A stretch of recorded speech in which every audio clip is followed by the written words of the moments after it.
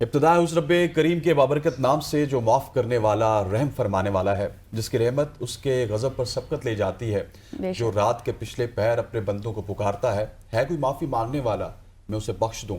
वही जो गुनाहगारों को उम्मीद देता है, टूटे दिलों को जोड़ता है और दर बदर भटकने वालों को अपनी रहमत की छाँव में समेट लेता है। ख़वातीन हज़रात, रमज़ान मुबारक का तीसरा और आखिरी अशरा शुरू हो चुका है। ये वो मुबारक घड़ियाँ हैं जिनमें रहमत अपनी इंतहा को पहुँचती है, मग़फ़िरत की बरसात बरसती है और जहन्नुम से निजात के परवाने तकसीम होते हैं।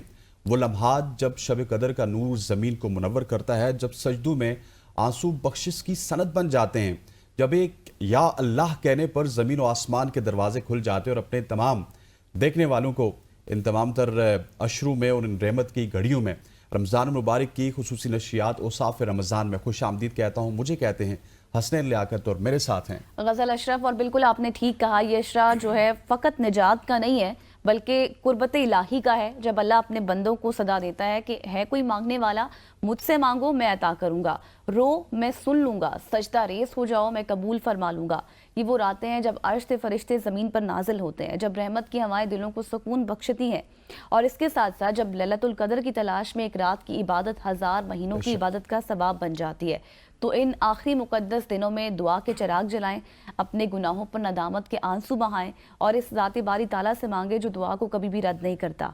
ये नहीं आते, इनके दूसरे रहनुमा आते हैं। बिल्कुल, मतलब मॉर्निंग पर्सन नहीं है, लेकिन आज हमने इनको इवनिंग शो में, रमजान शो में तो बुला लिया, लेकिन हम चाहेंगे कि अब ये हमारे साथ मॉर्निंग शो में भी आया करें। तो सब कैसे हैं आप? खैरियत? बिल्कुल ठीक ठाक, आप सुनाएं? ठीक हैं दोनों, खैरियत से हैं? कैसा जा रहा है रमजान? बहुत अच्छा जा रहा है जी, माशाल्लाह। मैं तो पहले दिन से रोज़ स्टार्ट किए हैं, तो शुरू में 1-2 दिन देखा कि आज पहला, दूसरा, तीसरा रोज़ा है। उसके बाद मैंने कहा रखने सारे हैं, तो लिहाजा बस रख रहे हैं, बस जब ख़त्म होंगे तो उसके बाद ईद होगी। तो क्या आपकी रूटीन होती है रमज़ान में? घर वालों के साथ ही इफ्तार करते हैं, सहर भी? नहीं, मैं घर में तो इस दफ़ा, बल्कि पिछली दफ़ा भी नहीं हो सका।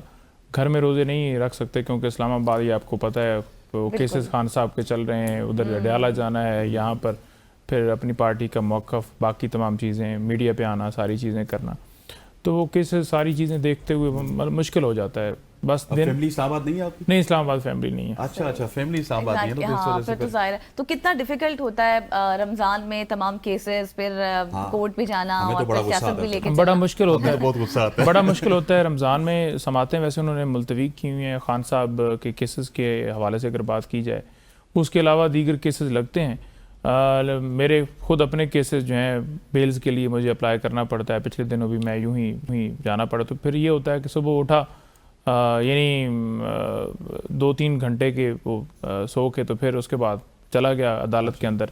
या रूटीन में ये किया कि अगर जल्दी कोर्ट से फारिग होना हुआ तो सारी रात जागते रहते हैं यहाँ पर ही, आपको पता है। फिर इस्लामाबाद में दोस्तों के साथ बैठा रहा, पहले प्रोग्राम्स किए, फिर दोस्तों के साथ बैठा और फिर इकट्ठे सहरी करके फिर जागते रहे और फिर अदालत चला गया। और उसके बाद जब 10-11 हो गए, उसके बाद वापस आया और फिर 2-3 घंटे सो के 4 घंटे। तो नींद तो मेरी है ही 4-5 घंटे से, इससे ज़्यादा नहीं है। फैमिली वाले होते हैं वो तो पंजोता साहब ये सोचते हैं कि यार हमने इफ्तार भी फैमिली के साथ करना है, सैर भी फैमिली के साथ करना है।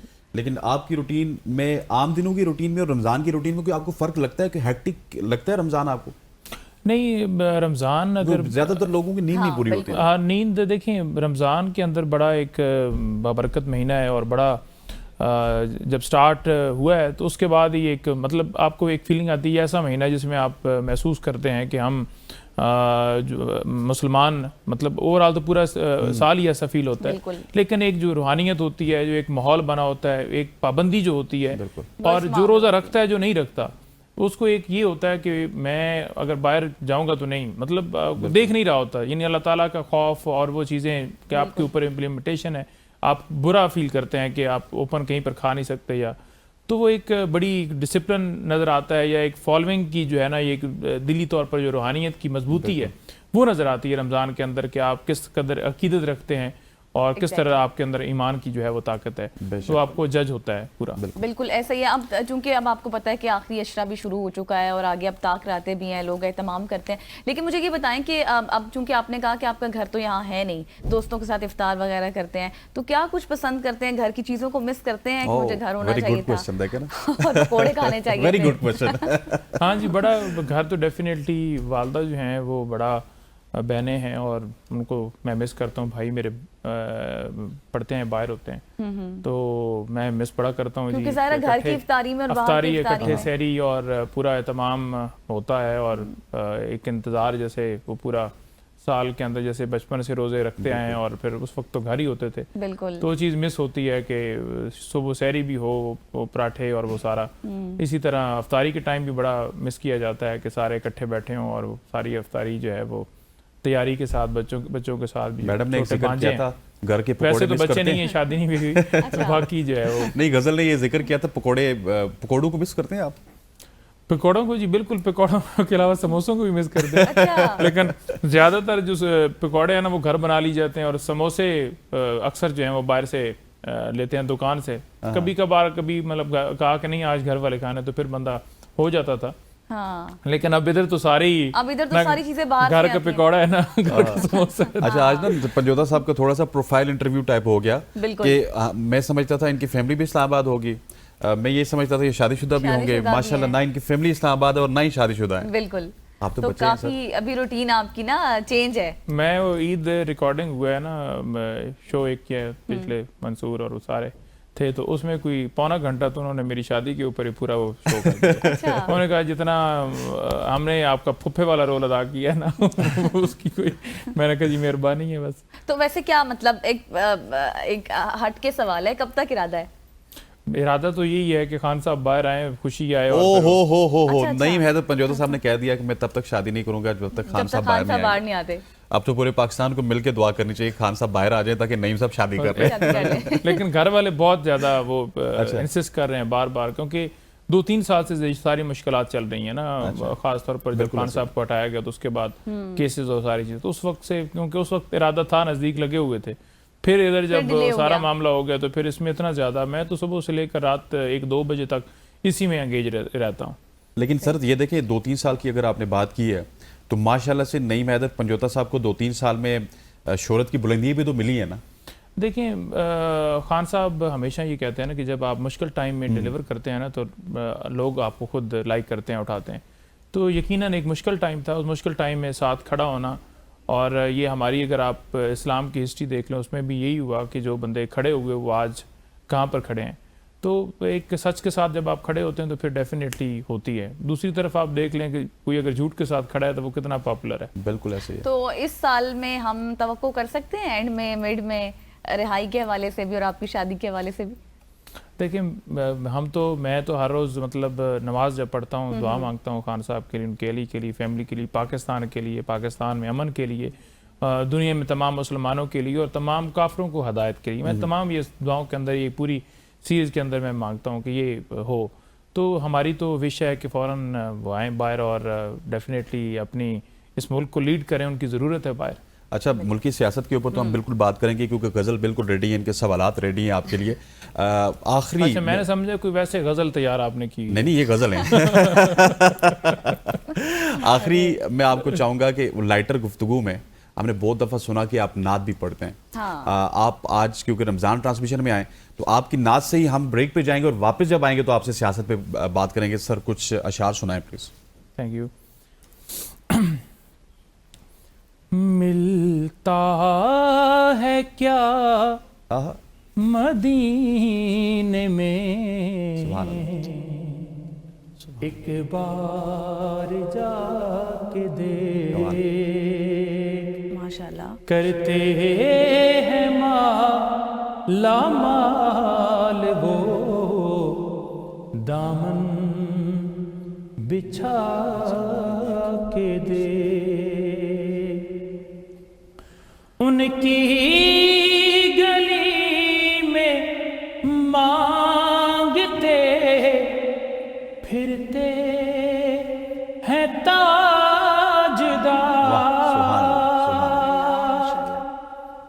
उनकी गली में मांगते फिरते हैं ताजदार, अरे तू भी उसी करीम के मंगतों क्या में जाके दे। क्या क्या बात। तू भी उसी करीम के मंगतों में जाके देख, मिलता है क्या सुभान अल्लाह। मदीने में तो आज़मा के देख। नईम हैदर पंजोता साहब, जिस अंदाज में माशाल्लाह से आपने नबी अलैहिस्सलातु वस्सलाम की बारगाह अक़दस में हदिया नात पेश किया, मुझे तो ऐसे लग रहा था कि कोई प्रोफेशनल नात खां यहाँ पे बैठा हुआ है। हाँ। माशाल्लाह सियासत में भी आप कमाल, वकालत में भी आप कमाल, और उसके बाद अब नात पढ़ी में भी आपने, तो कमाल। ये भी एक बहुत ही ज़बरदस्त कमाल नात पढ़ी। ख़वातीन हज़रात, पंजोता साहब हमारे साथ मौजूद हैं। यहाँ पे वक्त हुआ चाहता है एक शॉर्ट सी कमर्शियल ब्रेक का, ब्रेक लेते हैं, वापस आते हैं। Stay with us. Welcome back after the break. और जैसे कि आपको पता है कि नईम हैदर पंजोता साहब हमारे साथ मौजूद हैं। रमज़ान के हवाले से तो हमने डिस्कशन कर लिया है, लेकिन थोड़ी सियासत को भी डिस्कस कर लेते हैं कि उसमें क्या क्या हो रहा है, कोई मामला थम रहा है, नहीं थम रहा, और कहाँ जा रही है पीटीआई, कहाँ क्या कुछ मामलात हैं खान साहब के हवाले से। नईम साहब, स्टार्ट फ्रॉम हेयर। अभी बातें चल रही हैं इस वक्त के जो भी कैंपेन्स वगैरह चल रही हैं सोशल मीडिया पर, उसके पीछे पीटीआई का हाथ है, कितनी सदाकत है इसमें? देखें, पाकिस्तान में जो जुल्म हो रहा है, अगर लोग बात ना करें तो क्या करें? आप देखें बलूचिस्तान के अंदर मिसिंग जितने लोग हैं, उनकी फैमिलीज़ जो हैं वो बात कर रही हैं, वो कह रही हैं कि हमारे लोगों को छोड़ें, तो उस पर क्या उन पर गोली चलाना बनता है? इसी तरह से हम अपना हक मांगते हैं। हम कहते हैं हम क्योंकि पाकिस्तान के शहरी हैं, हम टैक्स देते हैं, हम रहते हैं, हमारा मुल्क है, हम पाकिस्तान की ना बात करें तो अफ़गानिस्तान की या इंडिया की हमने उसमें करनी है।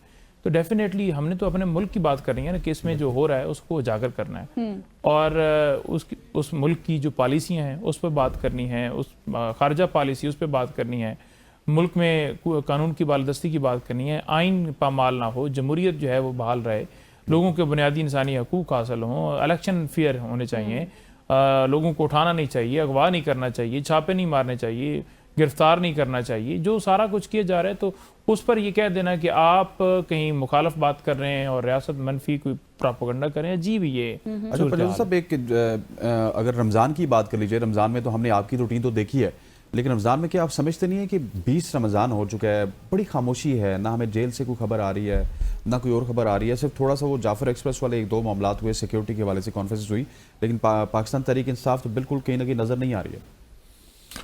देखिए, तहरीक इंसाफ खान साहब का हुक्म के मुताबिक उन्होंने कहा था कि ईद के बाद आप तमाम जमातों के साथ मिलकर जो है वो लाएअमल बनाकर और आपने एहतजाज का करना है। जहाँ तक एक्टिविटीज़ की बात है तो आने वाले दिनों में रमज़ान में भी आप देखेंगे सिंध में हमारी मुख्तलिफ़ अजला के अंदर रैलियाँ, एहतजाज जो है वो हो रहा है, गैदरिंग्स हो रही हैं, और इसी तरह से हमारी जितने भी वर्कर्स इस वक्त रिहा हो रहे हैं जेलों से, अफ्तार डिनर्स उनके साथ, उनकी फैमिली के साथ मिल मिलाप सारा वो हो रहा है। और डेफिनेटली जो आल पार्टीज़ कॉन्फ्रेंस है उस हवाले से हमारी तवज्जो इस वजह से मरकूज़ है क्योंकि दहशतगर्दी जो है वो मुल्क के अंदर जिस तरह से बढ़ रही है, तो वो भी हमारी एक्टिविटी जो है वो चल रही है। और रमज़ान में 8-10 दिन रह गए, उसके बाद इंशाअल्लाह ताला लाएअमल आगे आएगा। जी सर, तो ग्रैंड ऑपोजिशन अलायंस के हवाले से कहाँ तक बात पहुंची है? क्योंकि कहा जा रहा था ईद के बाद तहरीक के हवाले से, और अभी आप भी जिक्र कर रहे हैं, हो पाएगा? क्योंकि हम देख रहे थे कि इख्तलाफात बढ़ गए थे, रमज़ान में भी काफ़ी बातें हमने सुनी हैं। देखें, जो अलाइंस है वो डेफिनेटली हर जमात एक अपना नुक्ता नज़र रखती है, बिल्कुल, और हमारी उनसे बातचीत हो रही है। ग्रैंड अलाइंस इंशाअल्लाह ताला बेहतर होगा, और हमारा जो मकसद है वो यही है कि हमारे इदारे आज़ाद हो, हमारा मुल्क आज़ाद हो। आज़ादी का मतलब ये नहीं है कि कोई वो 1947 वाली आज़ादी, वो तो क़ायद आज़म मोहम्मद अली जिन्ना ने एक खित्ता जो है वो आबाद करके दे दिया।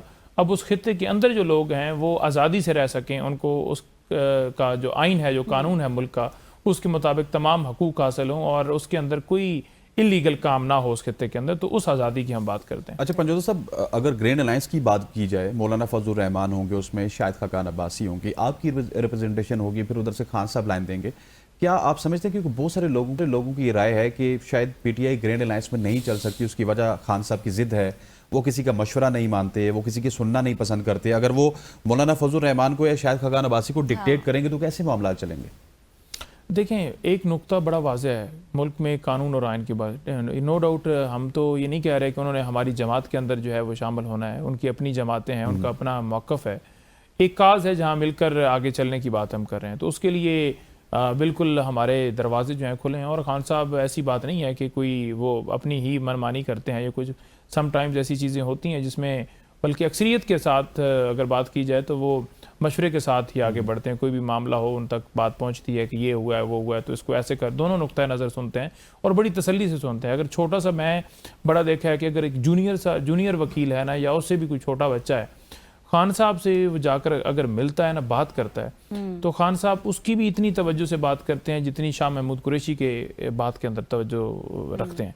तो ये उनकी क्वालिटी है, उसको पूरे पैशंस के साथ सुनते हैं, उस पर फिर वो अपनी कायम करते हैं। ये नहीं होता कि उसकी ओपिनियन को रद्द कर देते हैं, बल्कि अगर उन्हें समझ आता है कि ये ठीक बात कर रहा है तो उसके ऊपर वो खड़े हो जाते हैं। लेकिन मुझे पंचोता साहब ये बताएं कि मामला असल में मौलाना फजलुर रहमान के साथ रुका हुआ कहाँ पर है? क्योंकि JUI की बहुत से रहनुमाओं से हमारी बात होती है तो वो कहते हैं कि हमारे कुछ तहफ़्फ़ुज़ात हैं जिनको पहले हम ऑन रिटर्न देंगे, उसके बाद फिर बात आगे चलेगी, और फिर उसके बाद अभी तक मामला आगे गया नहीं। कौन से ऐसे तहफ़्फ़ुज़ात? आपने सवाल के अंदर ही जवाब बता दिया है कि उनके तहफ़्फ़ुज़ात हैं और वो रिटर्न देंगे। जब रिटर्न देंगे तो फिर उनके तहफ़्फ़ुज़ात हम पूरी, लेकिन उनको पहले भी हुकूमत ने डिच कराया, 26वीं यानी तरमीम हुई, फिर उनकी बात नहीं मानी गई। अभी भी वो कहते हैं कि खान साहब को लेकर फिर मामला ख़राब ना हो जाए। देखिए, हमने तो कोई, हमारे पास तो कोई ऐसी चीज़ नहीं है डिश कराने वाले। हम तो पहले ही डंडे नहीं, वो 26वीं आईनी तरमीम में एक काम तो हुआ था ना कि आप दोनों ने इकट्ठे सारी चीज़ें की थी और एंड पे आपने कहा था जी खान साहब नहीं मान रहे, हम पीछे हट रहे हैं। नहीं, हमारा खान साहब का पहले दिन से नुक्ता नज़र था, उन्होंने कहा था कि 26वीं तरमीम को सपोर्ट नहीं करना। इन्होंने मुलाकातें बंद करवाई थी। उसके बाद मौलाना साहब के साथ हमें बैठना इसलिए पड़ा कि हम कोशिश करें, जो मौलाना साहब कह रहे थे ना कि हमने काला सांप जो है वो निकाल दिया है, तो हमारी कोशिश थी कि मिलिट्री ट्रायल ना हो, जजेस वाला जिस हद तक बड़ी तबाही से बच सकें। यानी एक होता है ना कि आप अगर कमेटी के अंदर बैठते हैं, कोई भी पार्लियामेंट के अंदर है, तो आप अपनी ओपिनियन देते हैं ताकि जितना आप उसके अंदर अपना किरदार अदा कर सकें, तबाही से बचने का वो कर सकें। तो हमने तबाही से बचने का पूरा किरदार अदा किया। हमने पहले दिन से हमारा ये मौक़िफ़ था, और मौलाना साहब भी कभी ना जाते अगर उनके बंदे ना अगवा किए जाते, हमारे बंदे ना अगवा किए जाते, उनको भी उसी वजह से जाना पड़ा जो कि वो कह चुके हैं। ठीक, सही। और ये बताइएगा कि अब जो मुज़ाकरात का अमल ख़त्म हो गया था, कल हम एक स्टेटमेंट सुन रहे थे राना सनाउल्लाह साहब की, वो कह रहे थे कि डिस्कशन का जो अमल है वो PTI ने बिल्कुल बंद कर दिया। ये एक सुनहरी मौका था कि हम मिलकर आगे बढ़ सकते हैं। Do you agree with him? किसने बोला जी? ये राना सनाउल्लाह साहब ने। देखिए, राना सनाउल्लाह साहब ने जहाँ बोला है, डिस्कशन की बात की है, अगर राना सनाउल्लाह साहब उनकी जमात या दीगर जो हैं वो किसी मामले के ऊपर मुल्क के हवाले से सीरियस होते तो आपने उनका कंडक्ट देखा कि उस टाइम भी वो कह रहे थे जी हमें लिख के भेज दें, फलां कर दें, ये कर दें। तो ये एक बहाने थे, एक डिले टैक्टिक्स थी, और एक तरफ आप बातचीत कर रहे हैं और हमारे ऊपर जुल्म हो रहा है और हम हाथ बढ़ा रहे हैं, तो दूसरी तरफ आप साहबजादा हामिद रज़ा के मदरसे के ऊपर उसके घर में छापा मारते हैं, ठीक है, और इसी तरह से गिरफ्तारियां वर्कर्स की हो रही हैं, जेलों में डाला जा रहा है। तो ये सबको पता है कि पॉलिटिकल केसेस हैं। जब बातचीत हो रही होती है ना, तो फिर आप उन एक्टिविटीज़ को रोक लेते हैं। तो आपका कंडक्ट जाहिर करता है कि आप 5 साल या वो डिले या गोली जो चली थी 26 नवंबर पर, उससे लोगों की तवज्जो हटाने का वो मकसद था। तो इसी तरह अब भी आप देख लें कि इतने सीरियस मामले के ऊपर जहाँ सिक्योरिटी के हालात इतने ख़राब हैं, उन्होंने एक लम्हे के लिए ये नहीं कहा कि अडयाला जेल का दरवाज़ा खोला जाए। अदरवाइज़ आप हेलीकॉप्टर भी भिजवा देते हैं, आप 9 बजे दरवाज़ा भी खोल देते हैं, आपने जलसा मुलतवी करवाना होता है। तो ये चीज़ें कौम देख रही है कि आप किस तरफ हैं, और इसी वजह से इनकी जो क्रेडिबिलिटी खत्म हो चुकी है, अवाम इनकी पजीराई खत्म हो चुकी है। अच्छा, राना साहब की आपने बात की ना कि राना साहब कह रहे हैं मुज़ाकरात खत्म हो गए, लेकिन बहुत दफ़ा आपने नून लीग के रहनुमाओं को देखा है कि वो कह रहे हैं कि ये जो जितनी चीज़ें आपने गिनवाई हैं ये हम तो नहीं कर रही है, पता नहीं कहाँ से हो रही हैं। तो जहाँ से हो रही हैं उनके साथ कोई मामलात आपके ठीक हुए हैं इस्टेब्लिशमेंट के साथ? देखिए, बात यह है कि हम, खान साहब ने पहले भी बात की थी, तो उन्होंने कहा था कि हम मुल्क की खातिर जो है वो बात करेंगे, और उसके अंदर मुल्क के हवाले से ही बात थी। ये नहीं था कि उसके अंदर कोई रिहाई की बात थी, यानी अपनी रिहाई की बात। नो डाउट बाकी तमाम तर चीज़ें उन्होंने रखी थी। जब मुल्क के अंदर कानून और आइन की बालादस्ती, जो जिस इदारे का जो रोल है, उस इदारे का रोल अगर वो ठीक अदा करे तो मेरा ख्याल में मामलात ख़राब नहीं होते। तो यही खान साहब कह रहे थे कि मुल्क जो है उसको बनाना, रिपब्लिक जो है जिस तरह से पाकिस्तान के हालात हैं, ऐसे तो मैशत आपकी कोलैप्स कर जाएगी। तो उन्होंने पूरी उसके अंदर अपना हर चीज़ को पीछे छोड़कर, तमाम तर चीज़ों को पीछे छोड़कर, गोली चली उसको पीछे छोड़कर, यानी आप ये कैसे कह सकते हैं कि एक बंदे का घर जो है उसके अंदर उसके बच्चे जो हैं वो शहीद कर दिए गए हैं, उसके बावजूद वो कह रहा है कि मुल्क की खातिर ठीक है बात करते हैं। ये नहीं है इसका मकसद कि उसमें हम उन केसेस को वापस ले लेंगे जो हमारे साथ हुआ है, लेकिन वो सारा कुछ होने के बावजूद वो बढ़ रहे हैं। क्यों? मुल्क की खातिर। एग्जैक्टली तो अब मुझे ये बताएं पंजुता साहब के सारी बात तो यहीं पे आकर ख़त्म हो जाती है कि प्रोसीडिंग्स कहाँ तक पहुंची खान साहब की, क्योंकि कल राना साहब ने ये भी बात कही कि अगर खान साहब सदके दिल से माफ़ी मांग ले 9 मई के वाक़यात पर तो रिहाई हो सकती है। देखें, पहली बात तो ये है ना कि 9 मई के बेनिफिशरी कौन है। इस वक्त जो हुकूमत में बैठे हैं वही है ना। 9 मई के बाद इमरान खान को तो जेल में डाला गया है ना, तो बेनिफिशरी जो हैं वो मांगे, क्योंकि 9 मई की ही सारा उनके लिए गया था और वो लंदन प्लान का हिस्सा था जिसके अंदर उनको फ़ायदा होना था। तो 9 मई की माफ़ी वही मांगेगा या किसी भी वाक़े की जिसका कसूर होगा। हम तो पहले दिन से कह रहे हैं कि हमारा कसूर नहीं है, आप कमीशन बना लीजिए। ठीक है, कमीशन से भाग कौन रहा है? वही जो कह रहे हैं कि आप माफ़ी मांगें।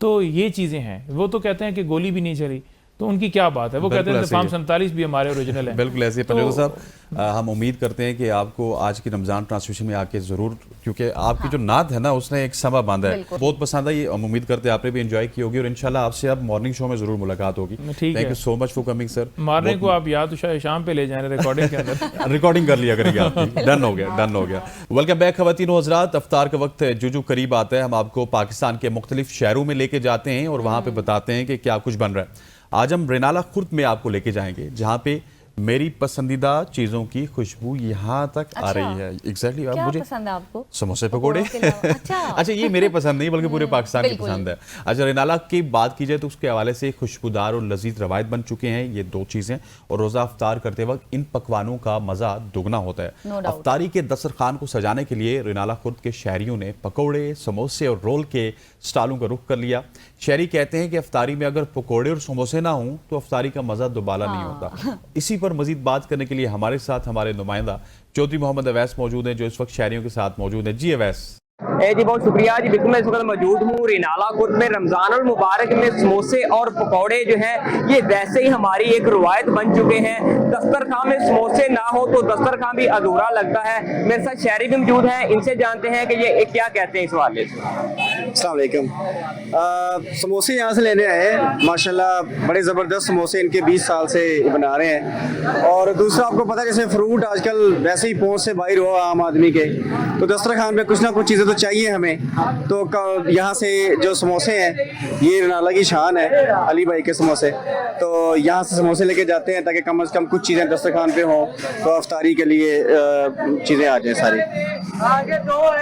जी बिल्कुल, जैसा कि इनकी आपने बात सुनी, इनका भी यही कहना था कि फ्रूट जो है वो आवाम की पहुंच से वैसे ही दूर हो चुका है, लेकिन जो है वो समोसे दस्तरखान पर ना हो तो दस्तरखान वैसे ही अधूरा लगता है। हमारे बच्चे भी जो है ये समोसे और पकौड़े बहुत शौक से खाते हैं और ये रेनाला की मशहूर दुकान है। हम यहाँ से इफ्तारी के वक्त के लिए जो है वो स्पेशल समोसे लेके जाते हैं। जी आपने देखा कि जिस तरह से अवैस हमें बता रहे थे कि इफ्तार में कितने ज़बरदस्त किस्म के पकौड़े, समोसे, रोल चल रहे हैं और यहाँ पर हसनैन के मुंह में वैसे ही पानी आ गया था। ठीक है, लेकिन अभी थोड़ा सा आप वेट कर लें, टाइम है। इफ्तार की बात कर ली, अब आपको कुछ दिखाते हैं सहरी के हवाले से। आपने मनपसंद पकौड़ों में इफ्तारी की है, अब सहरी में क्या मिलता है, वो भी पहलवानों के शहर गुजरांवाला में। जी हाँ, सहरी के वक्त शहरी अपने पसंदीदा काली मिर्च के तैयार करदा चने, अंडा कोफ्ता, बोंग पाए और देसी मुर्गा खाने पहुंचे हैं। हमारे नुमाइंदे मुदस्सिर बुखारी बागमानपुरा के मशहूर खाबा पॉइंट पर मौजूद हैं। आइए देखते हैं कि वहाँ क्या कुछ खाने को मिलता है। हाँ जी बिल्कुल, गुजरांवाला पहलवानों का शहर है और इसके खाबे पूरे मुल्क में मशहूर है। यहाँ की सहरी के नित नए जो है नए तरीके से यहाँ पे सहरी लोग एंजॉय करने के लिए सहरी के वक्त घरों से निकलते हैं। मैं इस वक्त मौजूद हूँ गुजरांवाला भगवानपुरा की एक फूड पॉइंट के ऊपर, जहाँ के काली मिर्च से तैयार करता चने और उसके अंदर डाला जाता है जबरदस्त किस्म का देसी मुर्गा, और उसके साथ यहाँ से मिलते हैं बड़े पोंग पाए जिसका जायका ऐसा मुनफरिद और लाजवाब है कि शहरों की बड़ी तादाद इसको खाने के लिए यहाँ पे खिंची चली जाती है। मेरे साथ एक शहरी मौजूद है, उनसे जानते हैं। जी सर, आप सहरी करने के लिए क्या क्या खाया आपने? हमने बोंग खाई है, पावे खाए हैं और चने खाए हैं। चने इनके बहुत अच्छे थे, पहले हम खाता था गुरु नानकपुर से। ये भाई हैं हमारे लाहौर से, ये इन स्पेशल वीडियो देख के इनको बहुत मज़ा आया। हाँ जी बिल्कुल, आपने शहरी की बात सुनी है। शहरी का यही कहना है कि हमने मुख्तलिफ किस्म के पकवान यहाँ से ट्राई किए हैं, बड़ा ही अच्छा जाएगा। उनके दोस्त भी लाहौर से, उनके कज़न भी आए हुए हैं, उनको भी शहरी करने के लिए यहाँ पे लाए हुए हैं। शहरी जो है यहाँ पे ज़्यादातर बाहर से सहरी करना जो है वो पसंद करते हैं ताकि मुनफरिद जायकों के साथ अपना रोज़ा रख सकें। जी thank you so much. Mudassir Bukhari हमारे साथ मौजूद थे। अब अगर इज्तिमाई सहरी और इफ्तारी की बात की जाए तो ये मशरकी और इस्लामी रवायात का हसीन इम्तजाज है। No doubt. सियालकोट में इज्तिमाई इफ्तारी मुनक्किद की गई। मजीद तफसीलात जानेंगे अपने नुमाइंदा जफर वसीम से। जफर, बताइएगा किस तरह की इफ्तारी थी, और इज्तिमाइयत हमारी कौम में जब भी आती है तो कम से कम हमें खुशी भी होती है और इज्तिमाइयत देखते हुए मनाजिर भी थोड़ा सा डिफरेंट होते हैं। जी वसीम। जी बिल्कुल जी, उम्मुल कुरा के ज़ेरे तमाम इज्तिमाई सहरी व अफ्तारी का इंतजाम किया जा रहा है और मैं इस वक्त मौजूद हूँ हाजीपुरा रोड पर, जहाँ पर इस वक्त भी कसीर तादाद जो है वो अफ्तारी के लिए जमा है। तो यहाँ पर जो है वो उम्मुल कुरा के मुंतज़मीन भी मेरे साथ मौजूद हैं जो कि ये सारा इस्तेमाल करते हैं। तो इन्हीं से पूछते हैं यहाँ पर कितने अफराद की तैयारी की जा रही है। उम्मुल कुरा वेलफेयर फ्रेंड के ज़रिए तमाम अल्हम्दुलिल्लाह यकम रमज़ान से लेकर आज तक और इंशाल्लाह आखिरी रोज़ा हम रखवाएंगे भी और इफ्तार भी करवाएंगे। और ज़िला भर के अंदर हमारे 25 पॉइंट हैं अफ्तारी के, और रोज़ाना की बुनियाद पर अल्हम्दुलिल्लाह अफ्तारी जो है वो 10,000 लोग वो हमारे 25 पॉइंटों पर कर रहे हैं। मरकज़ी अजमेर ताजा के जनरल सेक्रेटरी शेख जुवैद हैदर की क़यादत में सिटी सदर सराफा एसोसिएशन नज़ीम अकरम व दीगर तमाम ताजर अहदेदार भी मौजूद है। तो ये यहाँ पर जो है इस कारे हैर को किस नज़र से देख रहे हैं, तो इन्हीं से पूछती है। जी मैं इनको इस कारे हैर के लिए इनका मशकूर भी हूँ और दुआ गो हूँ। अल्लाह ताला इनके कारे हैर में मज़ीद बरकत डाले। जी बिल्कुल जी, इज्तिमाई सहरी व अफ्तारी मशरकी रवायात के साथ साथ इस्लामी रवायात का हसीन इम्तजाज है, जिसका अमली मुजाहरा जो है वो आज यहाँ पर सियालकोट में देखने को मिल रहा है। Zafar Wasim, ABN news, Sialkot. Thank you so much Zafar Wasim, बहुत ही ज़बरदस्त रिपोर्ट आपने तैयार की है। नाज़रीन, यहाँ पर वक्त हुआ एक ब्रेक का, स्टे विद अस। जी तो गज़ल हसनैन, बहुत शुक्रिया आपका। अस्सलाम वालेकुम नाजरीन, कौतम रमज़ान दस्तरखान औसाफ के साथ मैं हूँ आपकी मेज़बान रिदा फातिमा, और इस खुसूसी सेगमेंट को आप तक पहुँचाने के लिए हमारा साथ दिया है कश्मीर कुकिंग ऑयल, रोज़ पेटल और मरहबा ने। उम्मीद है आप सब खैरियत से होंगे, अपने घरों में बहुत खुश होंगे और अपने रोज़े बहुत अच्छे तरीके से गुजार रहे होंगे। तो दस्तरखान औसाफ में आज क्या बनने जा रहा है, ये जानने के लिए चलते हैं अपनी प्यारी सी शेफ़ आयशा की जानिब। जी आयशा, क्या हाल है? वालेकुम अस्सलाम, मैं ठीक अल्हम्दुलिल्लाह। आप कैसी हैं? रोज़ा कैसा गुजरा है? आज क्या खिला रही हैं? आज आपको 2 चीज़ें खिलाएंगे, ठीक है। एक खिलाएंगे आपको थोड़ा सा स्पाइसी और स्वीट ब्रेड में, आपके पास जो भी ब्रेड हो यूज़ कर सकते हैं। हम बनाएंगे चिपोटले चिकन सैंडविच बनाएंगे, उस पर बहुत ज़्यादा चीज़ नहीं है, बहुत ज़्यादा कुछ नहीं है, सबको सिखाएंगे बनाना। और मेरी बात सुन के खराब हुई। और उसके अलावा बनाएंगे हम बनाना ब्रेड बनाएंगे। बनाना ब्रेड आप रख सकते हैं हमेशा की तरह, मैं बोलती हूँ पोस्ट इफ्तार कॉफ़ी के साथ। अच्छा, मैंने ना चिकन ली थी और उसको मैंने खाली इसमें कश्मीर कुकिंग ऑयल डाल के और थोड़ा सा मस्टर्ड पेस्ट डाल के छोड़ा था। दूसरी रखने के लिए आप मस्टर्ड पेस्ट और ऑयल डाल के थोड़ा छोड़ दें, ठीक है। ये छोड़ा था मैंने। अब मैं इसके अंदर ना बहुत थोड़ा सा डालूंगी सॉल्ट, ठीक है। इसमें डालेंगे हम पेपरिका से तो मुझे अलग भी मोहब्बत होती है। और डालेंगे ब्लैक पेपर बेसिक, अच्छा गार्लिक पेस्ट भी मैंने डाल दिया था पहले, ठीक है। अच्छा, ये है हमारे पास चिली पेस्ट। ये चिली पेस्ट मैंने बना के रखा है, 1 टीस्पून ये हो गया, ठीक है। इसको ना थोड़ा मैरिनेट करना। बच्चों के लिए बना रहे हैं ना आज हम बनाना ब्रेड। हाँ, बनाना ब्रेड बच्चे बड़े हल्के खा सकते हैं। मैं वैसे कह रही हूँ, बच्चे भी आजकल रोमन खा लेते तो ये भी शायद खा लें, लेकिन मेरे हिसाब से बच्चों के लिए थोड़ा सा ये वो है स्पाइसी। इसको ना मैरिनेट करके हम छोड़ देंगे। बनाना ब्रेड के इंग्रेडिएंट्स मैं आपको सबसे पहले बताऊंगी, क्योंकि बेकिंग में यू कैन नॉट इमेजिन। मेरे पास है 4 केले हैं, इनको हम एक बोल में डालेंगे, ठीक है। 4 बनाना है मीडियम साइज, बड़े हो तो आप 3 ले सकते हैं। 4 अंडे, इनको हम इसके ऊपर डाल देंगे, ठीक है। और इनको करना है बीट। ऐसे अगर आप चाहें तो केलों को पहले से मैश कर सकते हैं। वेनिला एसेंस, क्योंकि हमने अंडे डाले हैं तो डलेगा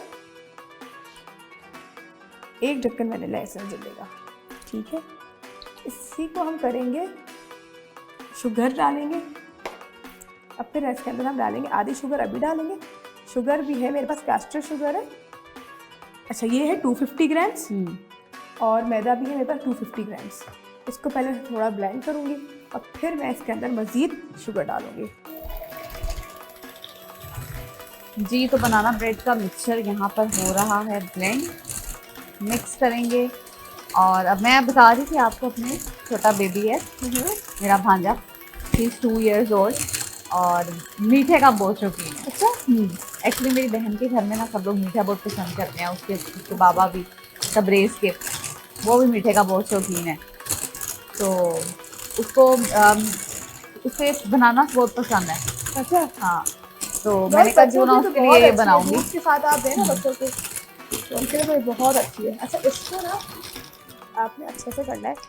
ये देखें, ये हो गया है। इसको हम अब बेकिंग टिन में डलवा के 9 बाय 9 का जो लोफ टिन होता है उसमें आप लगाएंगे थोड़ा सा ऑयल, बटर पेपर, मैदा, अगेन ऑयल और थोड़ा सा मैदा, और इसको मिक्सर को पोर इन करेंगे। जी, तो ब्रेड हमने अपनी बेक होने के लिए रख दिया है आयशा, और अब बनाएंगे हम अपने सैंडविचेस। पैन में हमने डाला है कश्मीर कुकिंग ऑयल और बटर, और अब ब्रेड, जो एक ख़ास किस्म की ब्रेड लेकर आई हैं आयशा, उसको हम शेयर करेंगे हल्का हल्का, और फिर जो चिकन मैरिनेट किया था उसको बनाएंगे करेंगे, और उस चिकन को हम इस पे रखेंगे, और उसके ऊपर हम थोड़ा सा हम कर लेते हैं। इस वाले ये वाले पीस का कलर मुझे सबसे अच्छा लग रहा है, ये आ गया है। इसको निकालते हैं यहाँ। ब्रेड शेयर हो चुकी है कश्मीर कुकिंग ऑयल और बटर में, और कश्मीर कुकिंग ऑयल ने दिया है हमारी ब्रेड को बहुत प्यारा सा कलर। कश्मीर इस वाली कुकिंग सावर ऑयल डो को ना ओवन नहीं करते हैं, इसको नहीं करते हैं बाकी, क्योंकि सैंडविच को जब हम सैंडविच कर देंगे उसके बाद एक दफ़ा और इसको हम करेंगे ना। ठीक है, अब ये हो गया हमारा ऐसे। ब्रेड को शेयर कर लिया है। पैन में फिर से हमने डाला है कश्मीर कुकिंग ऑयल, और जो चिकन हमने मैरिनेट किया था अब हम उसको कुक करेंगे। अच्छा, जब इसको कुक करेंगे ना तो थोड़ा सा स्पाइसी, क्योंकि चिली पेस्ट डाला हुआ है तो थोड़ा सा ये आपको लगेगा। अच्छा, मैंने ब्रेस्ट पीस को ना बीच से हाफ एंड हाफ कर लिया था, बटरफ्लाई कटिंग कर ली थी, इसको इतना कर ले। अच्छा जी, इसके बाद हमने क्या करना है, इसको करेंगे थोड़ा हल्का फ्लेम को, कि कुक होता रहेगा अपने आप।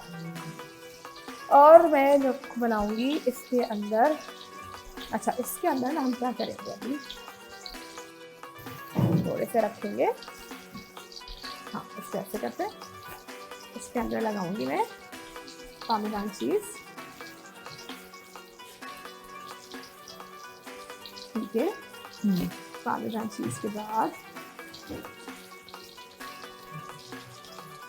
हम इस पर रखेंगे ऐसे करके। अच्छा, इसको आइडियली कितना इसका टाइम है, कितने टाइम में कुक हो जाएगा? 7 मिनट तक आपको करेंगे, 7 to 8 मिनट। अच्छा, क्योंकि प्लेट मेरे पास छोटी हो गई थी तो मैंने कहा कि चलो एक प्लेट और लेते हैं, एक सैंडविच हम इसमें असेंबल करेंगे। ये लगाएंगे हमारा सराचा मेयो। इसकी रेसिपी आयशा ने बताई है, पहले से ही बना के रखा है। आप भी बना के इस तरह की बोतल्स में स्टोर कर लें। हाँ, इसको आप कर लें। मैंने बॉटल पिंडी से ही ली है, इसको बस आप ऐसे ऐसे क्यूट सी छोटी सी बॉटल है, कोई भी स्क्वीजी बॉटल ले लें, उसके अंदर आप ये देखें, बस शुरू में निकलने में थोड़ा आपको डिस्टर्बेंस होगी, उसके बाद आप ये करें, ठीक है। इसके ऊपर आप लगाएंगे रॉकेट, सैलेड लीव लगाएं, आइस पक लगाएं, इट्स अप टू यू। हाँ भाई, आपने भी सीख लिया, कुछ भी लगाएं, बस लगा दें। अच्छा जी, इसको हम यूँ रखेंगे। थोड़ा बहुत जुगाड़ तो मुझे भी पता ही है आयशा। नहीं, बिल्कुल आपको बहुत कुछ पता है। ये कलर आप चेक कर लें चिकन का, ये कुक हो गई चिकन हमारी, ठीक है।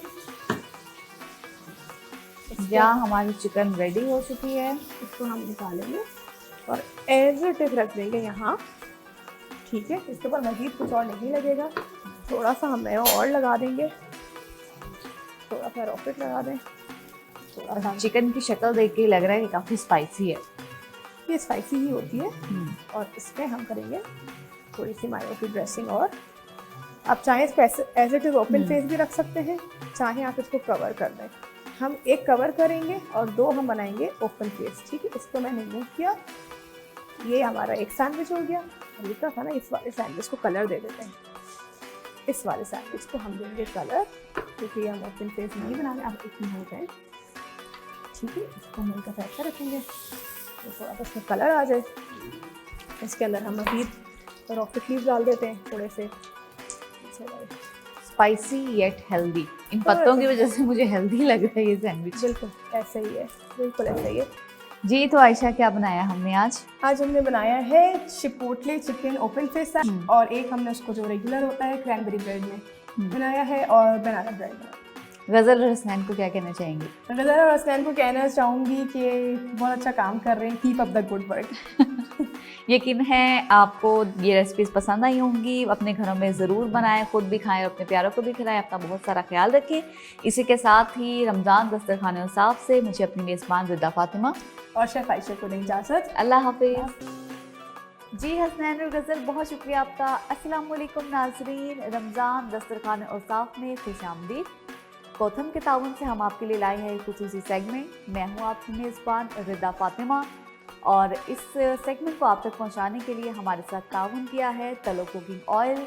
मरहबा जी आयशा। अस्सलाम वालेकुम। वालेकुम कैसी हैं अस्सलाम। आप? ठीक मैं ठाक ठीक, हैं? आप कैसी हैं? अल्लाह का शुक्र। आज बताएं क्या बनाने जा रही हैं? तो आज हम बना रहे हैं टॉफ़ी नट चिलर।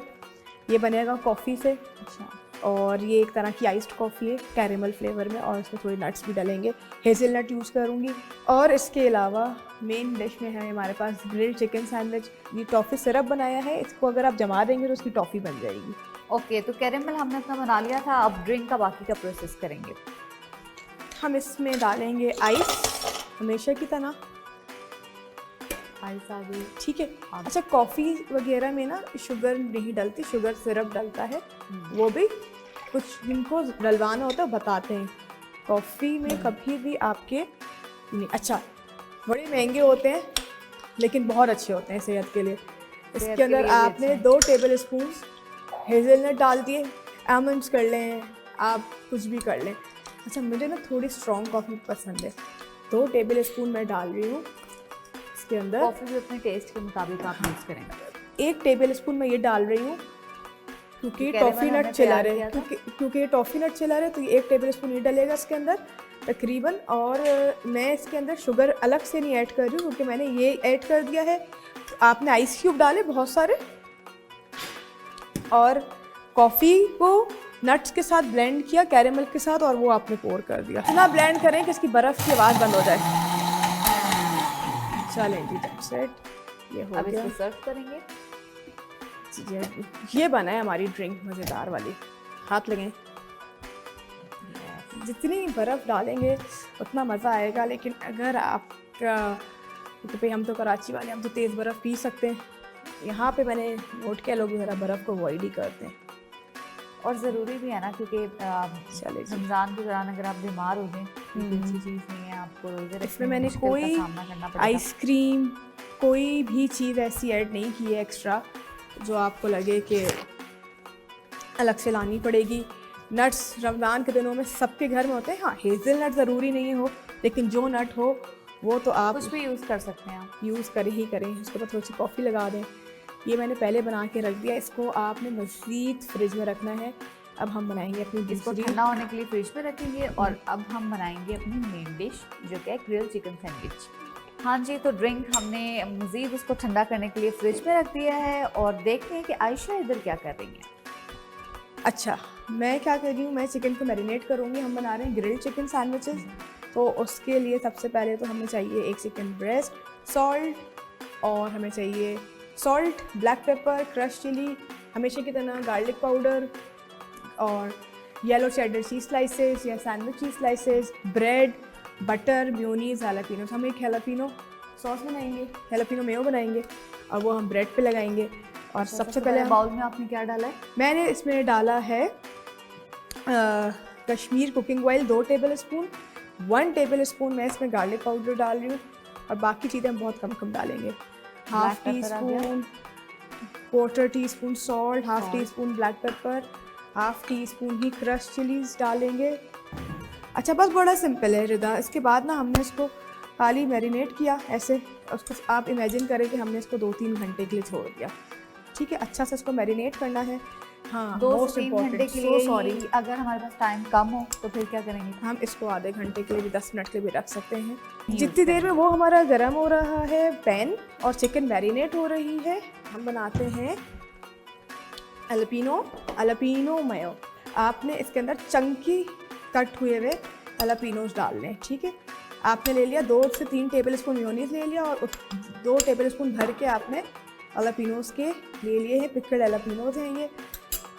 और अपना काउंटर गंदा हो जाए तो रोज़ पेटल है हमारे साथ, रोज ये। पेटल आपने देखा ही होगा कि कितना इम्पोर्टेंट है, बहुत है। बहुत। हम तो अच्छा एक बात बताती हूँ जिन लोगों की, क्योंकि since I am into skin care for so long, तो जिनकी ऑयली स्किन होती है ना, तो वो किचन टॉवल लें रोज़ पेटल का और उससे अपना मेकअप को ना टैप टैप टैप करें तो बड़ा वाह क्या ज़बरदस्त हैक अच्छा, बताया क्योंकि आयशा देखिए ने ये कि- ऑयल को एब्जॉर्ब करता है ना, बिल्कुल ये ऐसा ही है। मॉइस्चर आपका जो स्किन तो- के लिए भी अच्छा, किचन के लिए भी बिल्कुल बेहतरीन चॉइस बिल्कुल है। बिल्कुल। अच्छा जी, ये मैंने इसके अंदर थोड़ा सा ना ब्लैक पेपर डाला है और गार्लिक मस्टर्ड पाउडर डालेंगे। डाला है, मस्टर्ड डाला है, एलापिनोस डाले हैं। इसको हम करेंगे अच्छे से mix mix mix mix mix. अच्छा, इस सॉस को बनाकर भी हम स्टोर कर सकते हाँ हैं। जी कर लेंगे। ये थोड़े एलापिनो मैंने मोटे रखे हैं, आप इसको ब्लेंडर में डाल के ब्लेंड कर लें, आप इसको फाइन चॉप कर लें, इसी में गरकिन्स डाल लें, आपका एक नया सॉस बन जाएगा। थोड़ा केचप भी इसमें ऐड कर सकते हैं, थोड़ा केचप भी ऐड करेंगे तो एक ये नई सॉस बन जाएगी आपकी। ठीक है जनाब, ये हो गया डन। इसको रखते हैं हम एक तरफ। अब हमारा जी हो चुका है अच्छे से ग्रिल पैन गरम, हम उसमें अपने चिकन को करेंगे ग्रिल करने के बाद करेंगे उसको अच्छा सा हम स्लाइस और फिर असेंबल करेंगे अपने सैंडविचेस। जी तो चिकन हमारा यहाँ पे हो रहा है ग्रिल और ये पीस रह गया है बस, बाकी का हो गया। तो अब अच्छा। हम असेंबलिंग की तरफ। ओके, तो अब सैंडविच को हमने असेंबल कर लिया है, अब इसको ग्रिल करेंगे। ठीक बड़ा है, केयरफुली इसको रखेंगे। इसको थोड़ा सा यूँ करें, सैंडविच को आपने यूँ रखना है, इसको एक दफ़ा हल्का सा प्रेस दें, बहुत भी नहीं करना है। अच्छा, ये सैंडविच ब्रेड का हमने यूज़ किया है। अब बस मैं वेट कर रही हूँ कब इफ्तार का टाइम हो और मैं ये रेस्टोरेंट स्टाइल इफ्तारी के मज़े लूँ आयशा। इंशाल्लाह। जी तो गज़ल और हसनैन, हमारी आज की डिशेस तैयार हो चुकी हैं। यकीनन हमारे देखने वालों को डिशेस पसंद आई होंगी। हमारी प्यारी सी शेफ़ आयशा जो हमें रोज़ मज़े मज़े के खाने सिखा रही हैं। तो आज के रमज़ान दस्तरखाने साफ से इतना ही। कल फिर हाजिर होंगे एक नई रेसिपी के साथ। अपना बहुत ख्याल रखें और इसी के साथ ही मुझे अपनी मेज़बान रिदा फातिमा और शेफ़ आयशा को दें इजाज़त। अल्लाह हाफ़िज़। आज की हमारी गुफ्तगू पारा नंबर 21 के हवाले से है, जिसका आगाज़ इन अल्फाज से होता है, आऊज़ु बिल्लाहि मिनश शैतानिर रजीम, बिस्मिल्लाहिर रहमानिर रहीम, उतलु मा ऊहिया इलैका मिनल किताबि व अक़िमिस सलाह। आप उस किताब की तिलावत कीजिए जो आपकी तरफ वही की जाती है और नमाज कायम करें।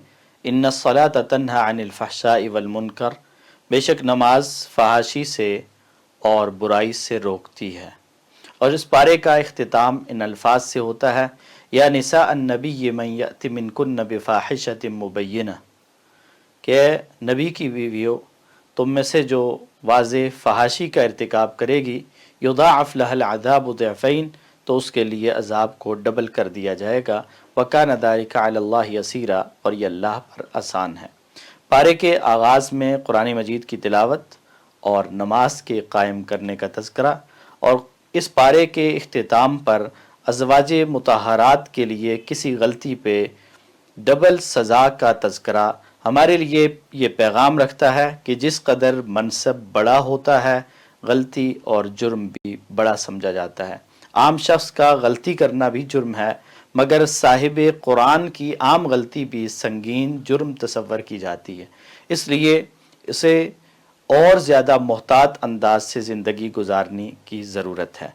आइए इस पारे की रोशनी में देखते हैं कि साहिब कुरान को किन किन खूबियों से मुत्तसिफ़ होना चाहिए और अल्लाह ताला ने इस पारे में किन किन खूबियों का तज़किरा किया है ताकि हम वो खूबियाँ अपना सकें। पहली खूबी कि हर वक्त अल्लाह का ज़िक्र करना, अल्लाह को याद करना। सूरह अनकबूत की आयत नंबर 45 में अल्लाह रब्बुल आलमीन फरमाते हैं, वला ज़िक्रुल्लाहि अकबर, कि अल्लाह का ज़िक्र बहुत बड़ी चीज़ है। वल्लाहु यअलमु मा तस्नऊन, अल्लाह ताला वो जानता है जो तुम करते हो। और दूसरी खूबी कि दीन के मामले में अपनी राय नहीं बल्कि अल्लाह के हुक्म को मुकद्दम किया जाए, अल्लाह के फरमान पे अमल किया जाए। और अल्लाह ताला ने कुछ ऐसे लोगों का तज़किरा किया है सूरह अनकबूत की आयत नंबर 50 में कि जो ये एतराज़ करते थे अपनी अक़ल के बलबूते पे कि इस पैगम्बर पे कोई बड़ी निशानी क्यों नहीं नाजिल होती।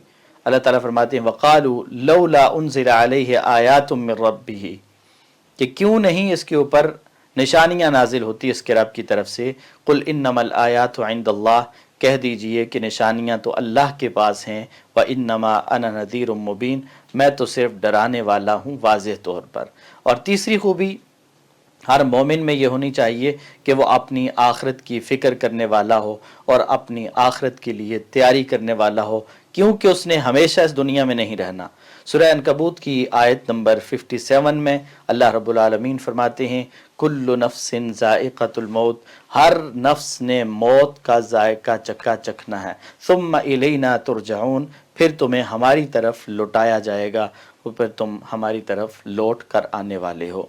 तो उस रब के पास जाने से पहले अपने आमाल को ज़ख़ीरा बनाकर, अपने आमाल को ज़ादिरा बनाकर अल्लाह के पास जाएं और आखिरत की फ़िक्र करने वाले हों। और चौथी खूबी कि दुनिया की हकीकत को पहचान कर दुनिया के लिए उतनी मेहनत की जाए जितनी दुनिया की हैसियत है। ये दुनिया ख़त्म हो जाने वाली है, ये बाकी रहने वाली नहीं है। और अल्लाह ताला ने सूरह अनकबूत की आयत नंबर 64 में इस बात का तज़किरा किया, व मा हादिहिल हयातुद दुनिया, कि ये दुनिया की ज़िंदगी नहीं है, इल्ला लहवुन व लइब, मगर तमाशा और खेल है। व इन्नद दारल आखिरत लहियल हयवान, और आखिरत की ज़िंदगी वो बाकी रहने वाली है। लौ कानू यालमून, अगर ये लोग जान लें। और पाँचवीं खूबी कि हालात जैसे भी हों, इंसान खुशहाल हो या तंग दस्त हो, अपने रब से ताल्लुक़ को तोड़ने वाला ना हो, अपने रब के साथ मजबूत ताल्लुक़ हो। नहीं तो मुशरिकीन का तज़किरा करते हुए अल्लाह ताला फरमाते हैं कि जब वो तंगी में होते हैं, परेशानी में होते हैं, फिर हमें पुकारते हैं, जब हम परेशानी से निजात देते हैं तो फिर हमारे साथ शिर्क करने लगते हैं, फिर अपने रब के साथ ताल्लुक़ को तोड़ देते हैं। सूरह अनकबूत की आयत नंबर 65 में फरमाया, फ़इज़ा रकिबू फ़िल फुल्क, कि जब ये कश्तियों में सवार होते हैं, दाअवुल्लाह मुखलिसीन लहुद्दीन, और कश्तियाँ डोलने लगती हैं, डूबने का ख़तरा इन्हें महसूस होता है, तो दीन को अल्लाह के लिए खालिस करके अल्लाह को पुकारते हैं। फलम्मा नज्जाहुम इलल बर, जब अल्लाह ताला इनको खुशकी की तरफ नजात देते हैं, इज़ा हुम युशरिकून, तो फिर ये अल्लाह के साथ शिर्क करने लगते हैं। तो साहिब कुरान हालात के बदलने के साथ बदलता नहीं है, बल्कि वो अपने रब के साथ ताल्लुक़ को मज़ीद मजबूत करता है। और छठी खूबी जो साहिब कुरान में, जो मोमिन में होनी चाहिए, कि वो हमेशा दीन पर अमल करने की कोशिश करता रहे, अल्लाह रब्बुल आलमीन के रास्ते पर चलने की कोशिश करता रहे और अपने आप को इस रास्ते में थका दे।